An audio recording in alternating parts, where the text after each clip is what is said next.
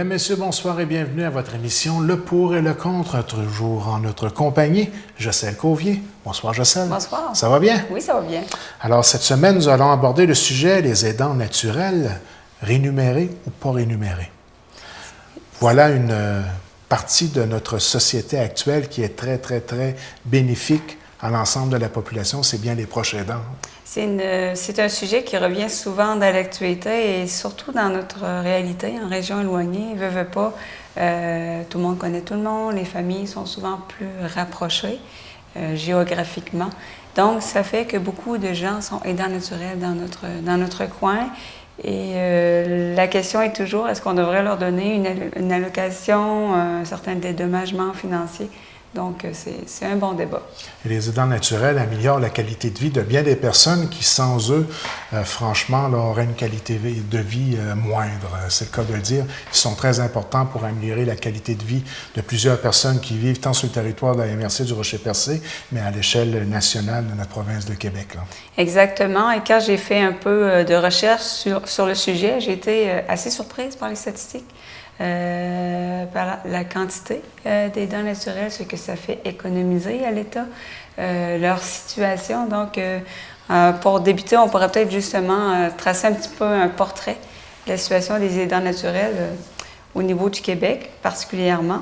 Donc, il y a 43% des aidants naturels sont des personnes âgées de 45 à 54 ans et le quart ont 65 ans et plus. Ce sont parfois des gens qui ont déjà leurs propres problèmes de santé, qui doivent s'occuper d'une autre personne, donc c'est pas rien. La plupart, ce sont des femmes et des membres de la famille. 60% travaillent tout en étant aidants naturels. 47% le font depuis 5 ans et plus, 30% le font depuis plus de 10 ans, toujours au Québec. En moyenne, ça représente 21 heures par semaine qu'ils donnent à ces gens-là. Les familles fournissent près de 90% de l'aide dont ont besoin les proches avec incapacité. Donc, c'est quand même beaucoup. 50% des Canadiens en âge de travailler vont prendre soin d'un proche à domicile dans la prochaine génération. Évidemment, la population vieillissante. 11% de la population canadienne de 15 ans et plus offre de l'aide à une personne âgée dépendante. Au Québec, le nombre d'heures que les gens donnent comme aidant naturel, ça équivaut à 60 000 postes à temps complet. Ça, c'est ce qu'on fait sauver à l'État, finalement. C'est vraiment pas négligé. Moi, ça m'a vraiment surprise. Un aidant sur 10 prend soin de 2 membres de sa famille en même temps. Et en 100 ans, la proportion des personnes âgées dans la population totale va passer de 5 % en 1941 à 29 % en 2041. Et la population des enfants va suivre la tendance inverse, donc il y a moins d'enfants. Donc, devant une population vieillissante, c'est sûr que c'est le temps de réfléchir à qu'est-ce qu'on va faire pour aider ces gens-là. Il va falloir faire attention là, à ces gens là, qui sont des proches aidants, parce qu'ils sont une ressource importante là, pour soutenir le régime de santé actuel. Sans eux, on le disait, là, 90%, on disait les familles fournissent près de 90% de l'aide dont ont besoin leurs proches ayant des incapacités. Imaginons du jour au lendemain que ça tomberait tout. Cette responsabilité tomberait au système de santé actuel, ce serait une catastrophe. On manquerait de ressources, de personnel et évidemment de ressources financières. Donc, je pense qu'il faut les apprécier, les aidants naturels. D'où le pourquoi de la réalisation de l'émission du Pour et le contre aujourd'hui. On va regarder les arguments contre le fait de rémunérer les aidants naturels. Donc, naturellement, un des arguments qui va ressortir, et c'est pas étonnant du tout, ça coûterait trop cher à l'État.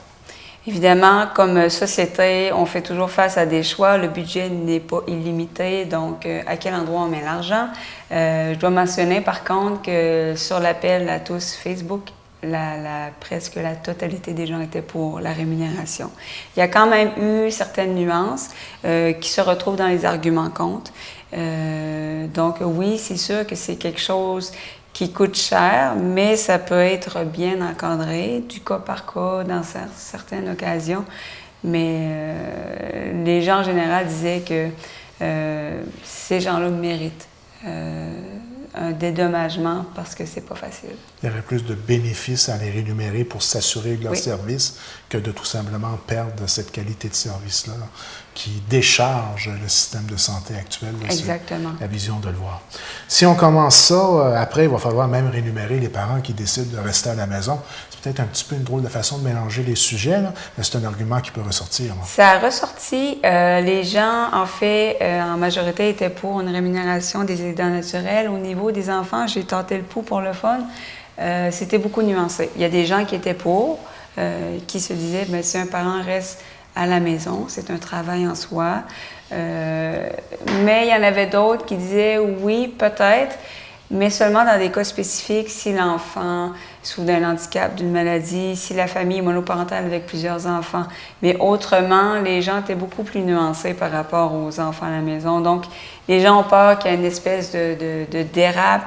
Bien là, si on permet ça, après ça, c'est les parents qui vont demander. Après ça, c'est un autre groupe qui vont demander d'avoir une rémunération. C'est un des arguments qui est sorti. Peut-être une certaine peur par rapport à la déresponsabilisation que ça pourrait impliquer de la part des familles par rapport à leurs aînés. Hein. C'est peut-être un peu l'inquiétude qui règne là, lorsqu'on touche ce sujet-là. Hein.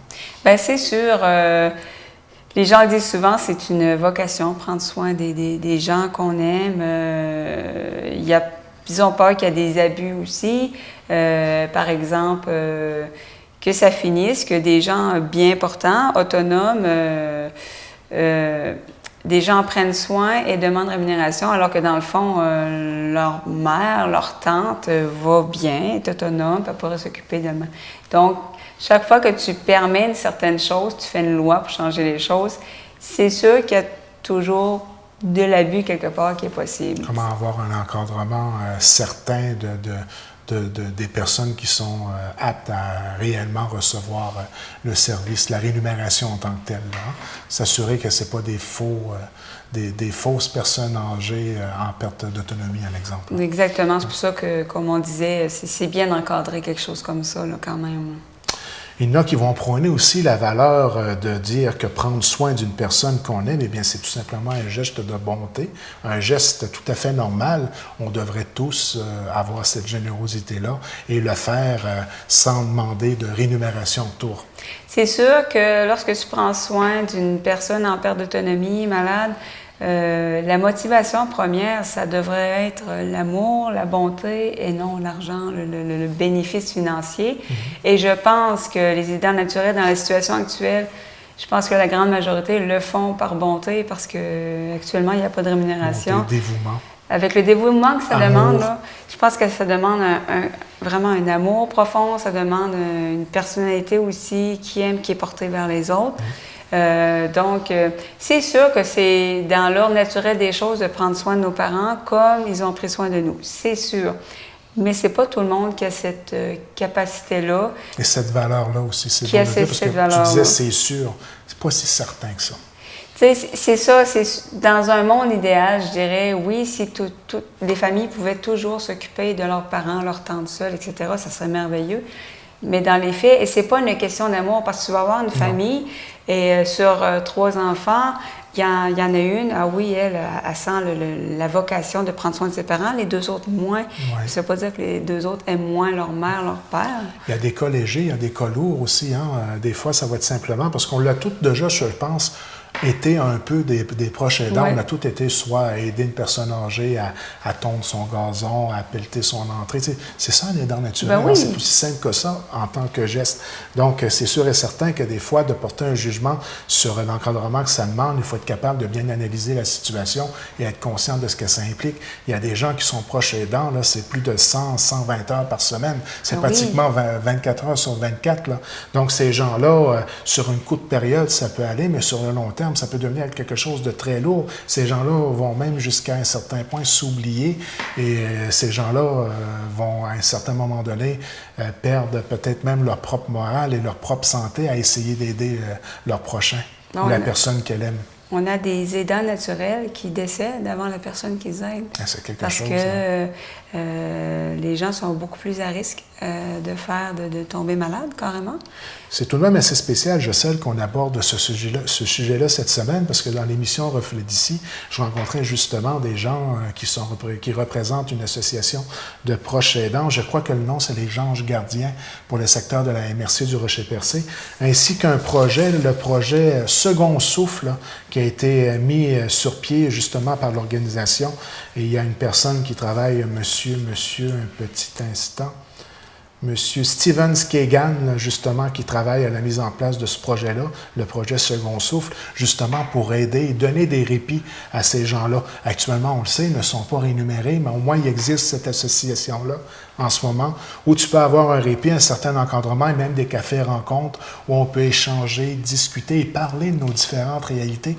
Il n'y a rien qui fait plus de bien que de rencontrer quelqu'un qui vit à peu près la même chose que nous et de pouvoir échanger avec elle et de pouvoir parler de ce qu'on ressent et de la façon avec laquelle nous, on arrive à passer à travers cet encadrement-là qu'on offre à une personne qui en a besoin. Ben oui, parce que je pense que ça... On peut pas, tant qu'on l'a pas vécu, on peut pas savoir c'est quoi. Des fois, ça va facile, tu dis, mais elle fait juste la garder, puis elle fait ses soupers. C'est pas seulement ça, être aidant naturel, c'est une inquiétude constante, ça change une vie. Oui, c'est sûr que c'est un geste magnifique à faire, mais comme je le disais tantôt, c'est pas donné à tout le monde, puis c'est pas une question d'être une meilleure personne ou pas. Ça dépend de la personnalité, ça dépend de ton mode de vie, de tes limites, tes capacités financières. Ça dépend de plein de facteurs. Il y a des gens qui ne peuvent pas l'être. Ils aimeraient, mais ils ne peuvent pas. On s'entend qu'on n'est pas obligé d'être un aidant. C'est pas une obligation de la même façon qu'il y a des gens qui vont avoir des enfants, d'autres pas. Tu sais, c'est une question de choix personnel. Ou d'élever ses enfants et de répondre à leurs besoins, là, ça ne se compare pas nécessairement. Voilà. Il y a des gens qui vont dire qu'il existe déjà des programmes actuellement d'aide, crédit d'impôt, prestations de compassion. Prestations de compassion, je vois 6 semaines, c'est pas beaucoup. Hein? J'ai pris la peine d'aller vérifier. C'est pour ça que tu l'as mis, hein? Ben oui, parce que bon, le crédit d'impôt, on s'entend que c'est... En tout cas, c'est pas ça qui va sortir les aidants naturels de la pauvreté, parce que certains vivent la pauvreté. Puis la prestation de compassion, tu as droit à 6 semaines pour commencer, et à condition que la personne dont tu t'occupes a une maladie sévère, mortelle, que la personne va décéder dans les 26 semaines. T'sais, on s'entend dessus que ça n'a pas de bon sens. Est-ce que c'est Chloé Sainte-Marie qu'on a beaucoup entendu dans les médias avec son conjoint là, qui a combattu et qui a sensibilisé beaucoup la population sur cette réalité-là? Et pour l'avoir rencontré, là, c'est tout un combat, c'est pas un combat qui est terminé. Mais je vous invite à regarder l'émission Reflet d'ici qui va être diffusée pas longtemps après l'émission que vous êtes en train de regarder en ce moment, le pour et le contre, en reprise. Et puis, vous allez avoir vraiment une belle rencontre avec Mme Louisette Blondin, qui se trouve être présidente de l'organisme Les Anges Gardiens, si je ne me trompe pas. Là. Excusez-moi si je fais une erreur sur le nom, mais je pense donner la bonne information. Là, on a parlé des contre. Oui. Maintenant, on va y aller pour les pour, même si on ressent déjà un peu notre opinion à échanger depuis le début de l'émission. Alors, si on s'occupe d'un adulte et d'un enfant malade, handicapé ou en perte d'autonomie, ça pourrait devenir une justification plus facile à faire passer d'accepter une rémunération à ce moment-là. Oui, les gens, comme je disais au début, ils disaient, dans le cas de personnes en perte d'autonomie, handicapées, malades, c'était un oui, un pour, ils devraient être rémunérés. Et les familles monoparentales avec plusieurs enfants, ça aussi, c'était... Même avec des enfants en parfaite santé, c'est un défi. Imaginons que les enfants... Oui, donc c'est pas facile. Donc...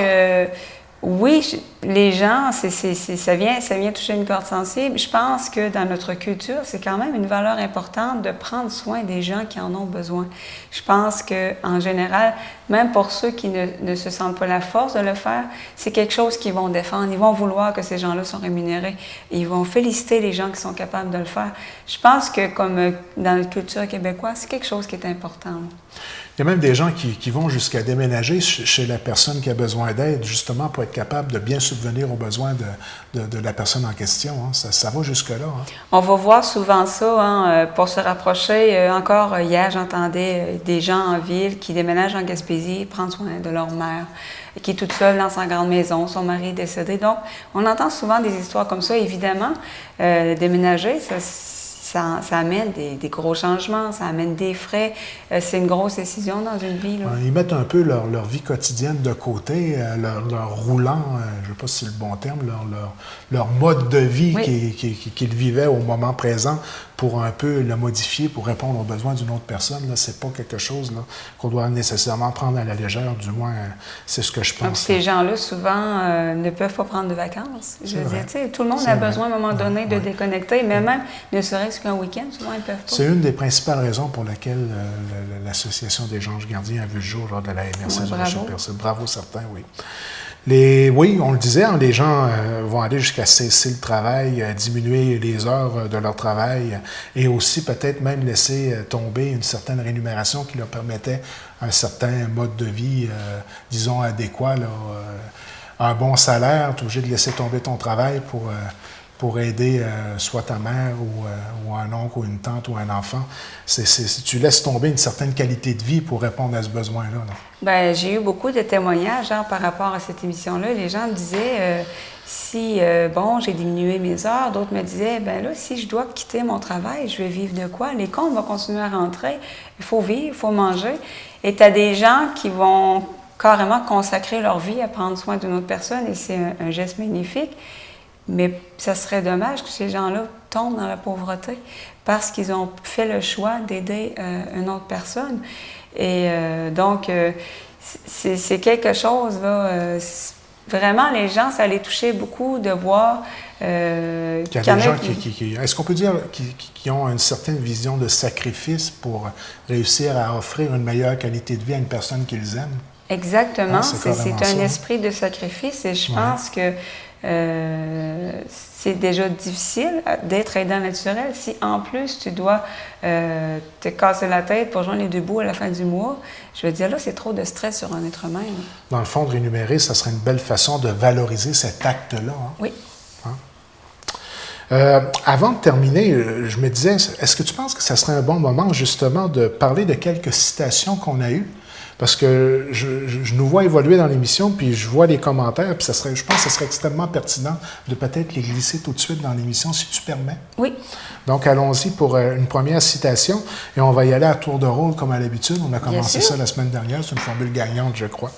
Donc, juste pour ne pas oublier, je suis rendu, je vais me faire une petite note ici. Puis au niveau des citations LS, j'ai pris soin de mon père et maintenant je garde ma maman de 87 ans chez moi et je le fais par amour pour elle, car quand j'étais petite, elle s'est occupée de moi avec tout son amour. Beau témoignage, là. J'ai trouvé ça magnifique. C'est un peu ma façon de voir les choses aussi.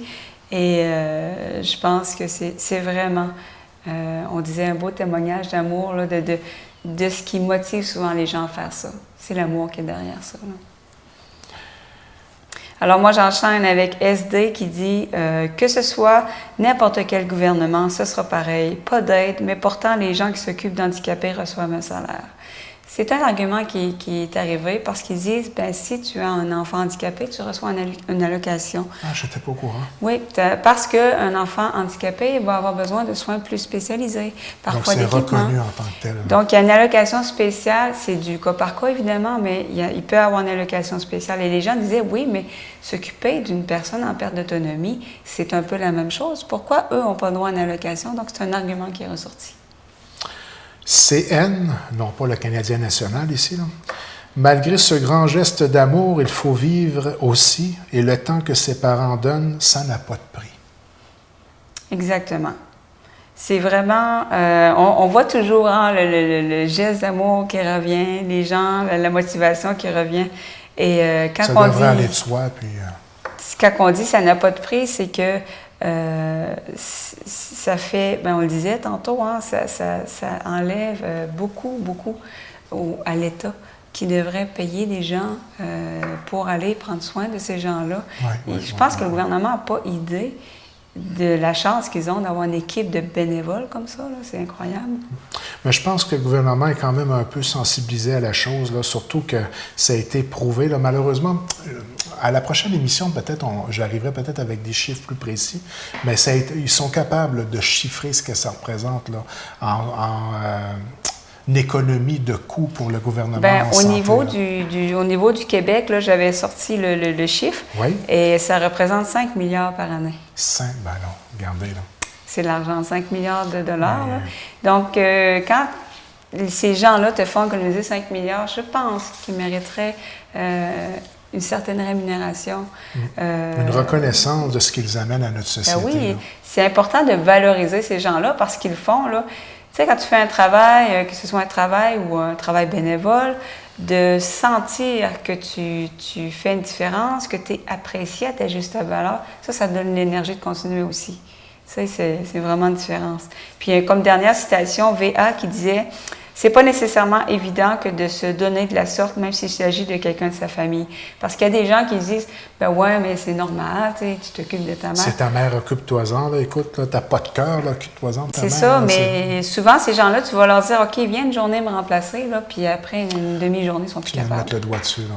Oui. Donc, c'est facile de juger de l'extérieur, mais surtout, justement, quand c'est quelqu'un que tu aimes, tu vois la personne que tu aimes perdre son autonomie, c'est déchirant pour ces gens-là. Là, en plus de tout, le stress et le surmenage. Là. Puis, il ne faut pas se le cacher, on va tous passer par là. Hein? Évidemment. On ne rajeunit pas, hein? On vieillit. Et justement, dans les citations, je dois le dire, c'est des citations qui font réfléchir. Et la participation sur Internet, comment ça s'est passé, Facebook, je pense que c'est un sujet qui a touché les gens. Ça a bien réagi. J'ai eu des témoignages sur mon Facebook, mais aussi en message privé, parce qu'il y a des gens qui se sentaient plus à l'aise en privé de me raconter ce qu'ils vivaient à la maison. Ah oui. Leurs difficultés, les choix déchirants, mais là, je dois choisir entre lâcher ma job, peut-être devoir arrêter d'être aidant naturel, ces gens-là. Tu sais, c'est déchirant hein, quand tu veux continuer à faire ce que tu fais, mais tu n'as plus la force, tu n'as plus les ressources financières, parce que c'est quand même, c'est pas rien. Là. Et il faut être tout à fait conscient que la population est de plus en plus vieillissante. C'est pour ça qu'il faut réfléchir à ça maintenant, parce que, comme je disais au début, la proportion de personnes âgées augmente toujours. Alors, si on est en train d'épuiser nos aidants naturels, qui va s'occuper de nous plus tard? Parce que là, les aidants naturels, là, en majorité, ce sont les baby boomers. Donc, comme je disais, des gens entre 40, 70 ans qui vont s'occuper. Puis je dirais que c'est une valeur qui était assez importante dans cette génération-là. Moi, si je parlais à ma grand-mère. C'est vrai. Tout le monde, personne n'était toute seule. J'ai une tante qui s'occupait d'une grande tante. C'était pas sa mère, mais c'était une tante toute seule. Elle s'en occupait. Un autre s'occupait de sa mère. Moi, j'ai grandi dans une maison intergénérationnelle. On s'occupait de ma grand-mère maternelle et ma tante voisine s'occupait de ma grand-mère paternelle. J'ai grandi là-dedans, j'ai trouvé ça magnifique. J'ai aimé ça, puis ça m'a été transmis. C'est ce que je veux faire plus tard, m'occuper des gens qui en ont besoin. Mais je te dirais que les jeunes générations, c'est une valeur qui est moins présente. Je ne dis pas que c'est pas présent. Non, je comprends. Mais c'est le mode de vie. Hein. On a un mode de vie là, où tout roule à 100 000 à l'heure, c'est pour pas dire 160 km/h. Mais sérieusement, là, parfois, on passe le travail avant les valeurs familiales et puis on a tous besoin d'argent pour survivre et souvent, ça fait qu'on est pas obligé, mais on est porté à avoir des choix de vie qui sont différents là, de ce qu'on pourrait retrouver il y a 40, 50, 60 ans passés. Donc, c'est différent et je pense pas non plus qu'il faut... Il y a des fois, les gens le voient comme... Ben oui, mais c'est qu'en tête, c'est gratuit. La question, c'est pas de... La question, c'est pas au niveau monétaire d'avoir de l'argent. La question, c'est d'être capable de le faire dans des bonnes conditions. D'être capable de payer ses comptes, de continuer à faire, d'avoir assez d'argent pour avoir un service de gardiennage, des trucs comme ça. C'est pas à négliger que les gens, dus à cette aide-là, sont en mesure, dans bien des cas, de pouvoir demeurer à domicile pendant plus longtemps. Ce qui a comme conséquence moins de solitude. Ça désengorge les hôpitaux, les CHSLD. Ça a vraiment une conséquence directe là, sur les coûts de santé là, qui n'est vraiment pas à négliger. On le disait, là, 5 milliards, là, écoutez. Là. Mais je pense faut s'ouvrir les yeux. Là. La plupart, moi, autour de moi, quand je parle à des personnes âgées, la plupart me disent, moi, j'aimerais ça vieillir chez moi. J'aimerais ça. Ça ne leur tente pas de vieillir entre 4 murs d'hôpital. Donc, de pouvoir les rester à la maison, ça veut dire souvent moins de solitude.